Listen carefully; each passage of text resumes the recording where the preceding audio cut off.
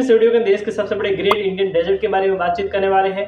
आज के इस वीडियो में देखने वाले हैं कि आज़ादी के 77 साल बाद भी इस डेजर्ट में कितना विकास हुआ है, साथ ही इस डेजर्ट में कितना डेवलपमेंट हुआ है। आज के इस वीडियो के अंदर आपके दिमाग में जितने भी क्वेश्चन आते हैं उन सारे क्वेश्चन का जवाब देंगे। साथ ही इस डेजर्ट में जितनी भी परेशानी होती है इसके बारे में आपको डिटेल में बताने वाले हैं। तो चलिए शुरू करते हैं। तो इस ग्रेट इंडियन डेजर्ट को हिंदी में कहते हैं थार का मरुस्थल। तो इस थार के मरुस्थल के बारे में बातचीत करें तो थार का मरुस्थल 85% इंडिया के अंदर है, साथ ही 15% पाकिस्तान के अंदर है। तो इस भारत के 85% डेजर्ट के बारे में बातचीत करें तो इसमें से 60% राजस्थान में और साथ ही बाकी के हिस्सा पंजाब, गुजरात और साथ ही हरियाणा के अंदर शामिल है। तो इसके बाद बात करने वाले थार के मरुस्थल की इतिहास के बारे में। तो इतिहास में क्या बताया गया है इस थार के मरुस्थल के बारे में। तो इस थार के मरुस्थल के बारे में प्राचीन समय में ये कहा जाता था कि यहाँ पर एक नदी गुजरती थी जिसका नाम था सिंधु नदी। वर्तमान समय में ये नदी पूर्ण रूप से विलुप्त हो चुकी है, साथ ही वर्तमान समय में ये पूरी तरफ से खत्म हो चुकी है और साथ ही इस नदी को अभी वर्तमान समय में मृत नदी भी कहा जाता है। साथ ही इस मरुस्थल में सिंधु घाटी सभ्यता, साथ ही कालीबंगा जैसी सभ्यता भी यहीं पर उत्पन्न हुई थी। साथ ही इस मरुस्थल में वर्तमान समय में सिर्फ एक नदी गुजरती है जिसका नाम है लूनी नदी, जो बारिश के समय ही इस डेजर्ट के अंदर चलती है, 4 महीने के लिए चलती है। साथ ही यही नदी अजमेर की नाग पहाड़ियों से ही होकर इस डेजर्ट के अंदर प्रवेश करती है। साथ ही इस मरुस्थल में सिर्फ खारे पानी की झीलें ही पाई जाती हैं। यहाँ पर कोई भी झीलें आपको मीठे पानी की नहीं मिलेगी। सारी की सारी जितनी भी झीलें हैं वो सारी खारे पानी की झीलें ही हैं। तो इस खारे पानी की झीलों के बारे में आपको एग्जाम्पल देता हूँ तो इसमें नंबर 1 आती है सांबर झील, दूसरी झील है डीडवाना और तीसरी है कुचामन, साथ ही पचपदरा, फलोदी। गुजरात में खाराखोड़ा झील भी इस डेजर्ट में शामिल है खारे पानी की झीलों में से। साथ ही इन झीलों में जितना भी पानी आता है वो सभी बारिश के द्वारा ही आता है और बारिश के द्वारा ही इन झीलों में से पानी भरा जाता है। साथ ही यहाँ की जमीन में लवण यानी कि नमक के पदार्थ होने की वजह से यहाँ जितना भी पानी होता है वो खारा हो जाता है। तो इसके बाद ये पॉइंट आता है कि आखिर यहाँ का टेम्परेचर कितना रहता है। तो इस यहाँ का टेम्परेचर गर्मी के समय में यहाँ का टेम्परेचर 48 डिग्री सेल्सियस तक रहता है, यानी कि पूरे देश का जितना भी टेम्परेचर होता है उसमें से सबसे ज्यादा टेम्परेचर सिर्फ इस डेजर्ट का ही होता है।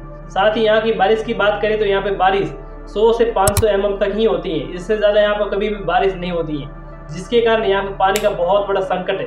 साथ ही इस मरुस्थल में सिर्फ एक ही नहर है जिसका नाम है इंदिरा गांधी नहर, जो 649 किलोमीटर है और साथ ही इसका अंतिम पॉइंट है गडरा, जो कि है बाड़मेर जिले के अंदर। साथ ही यहीं के पशु वर्ग की बात करें तो यहाँ पे जितने भी जीव थे वो धीरे धीरे यहीं से विलुप्त हो रहे हैं, उनका संकट आ रहा है और साथ ही यहीं से वो खत्म भी हो रहे हैं। तो इसमें आपको एग्जाम्पल बताऊँ तो यहाँ का राज्य पक्षी घोड़ावण जैसलमेर में ही पाया जाता था, लेकिन आज के समय में आपको घोड़ावण कहीं भी दिखाई देने के लिए नहीं है।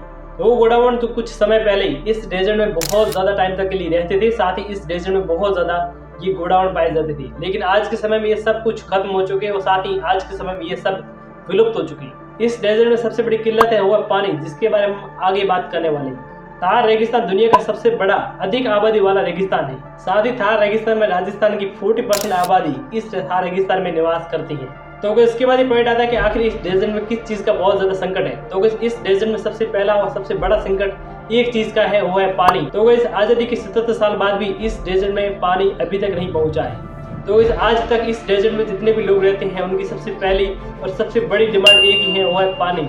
जो आज तक ये सभी नेताओं के सामने अपनी हाथ झुकाकर कहते हैं कि हमें पानी पहुंचाओ सही तरीके से, लेकिन आज भी इनके एक भी वादे को कभी भी सही तरीके से नहीं निभाया गया। साथ ही इस मरुस्थल में राजस्थान की 40% आबादी निवास करती है, लेकिन इन 40% आबादी का कोई भी दुख नहीं सुनने के लिए तैयार है। कोई भी इन डेजर्ट के निवासियों को कोई टेंशन नहीं करता है, सभी यहाँ पर आकर वादे करके चले जाते हैं, लेकिन हकीकत में आज भी इन लोगों के पास पानी की सबसे बड़ी किल्लत, पानी की सही तरीके से क्या रेस्पेक्ट होती है, पानी की क्या सबसे बड़ा इज्जत होती है, वो आप सिर्फ इस डेजर्ट में आकर ही समझ सकते हैं कि यहाँ पर पानी की क्या किल्लत है और साथ ही पानी की क्या इज्जत है यहाँ पर दी जाती है इस डेजर्ट के अंदर। आज तक इस देश में जितनी भी सरकारें आई है, जो भी एनडीए की हो या यूपीए की हो, लेकिन सभी ने यही वादे किए थे कि रेगिस्तान को सही तरीके से पानी पहुँचाया जाएगा। आज के समय में ये देखें तो नरेंद्र मोदी सरकार के 10 साल भी गुजर गए, लेकिन आप सही तरीके से देखोगे कि इस मरुस्थल को अभी भी पानी सही तरीके से नहीं मिला इन 10 सालों में भी। लेकिन आज के समय में इन लोगों का दर्द कोई भी सुनने के लिए तैयार नहीं है, कोई भी इन लोगों के बारे में बात नहीं करता है।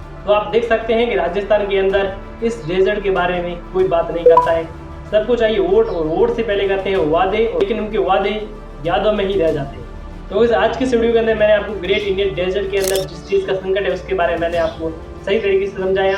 तो अगर आपको आज का वीडियो अच्छा लगा है तो इस वीडियो को लाइक करके चैनल को सब्सक्राइब जरूर से कर देना। हम मिलते हैं इसकी नेक्स्ट वीडियो के अंदर, तब तक के लिए जय हिंद, जय भारत, जय राजस्थान।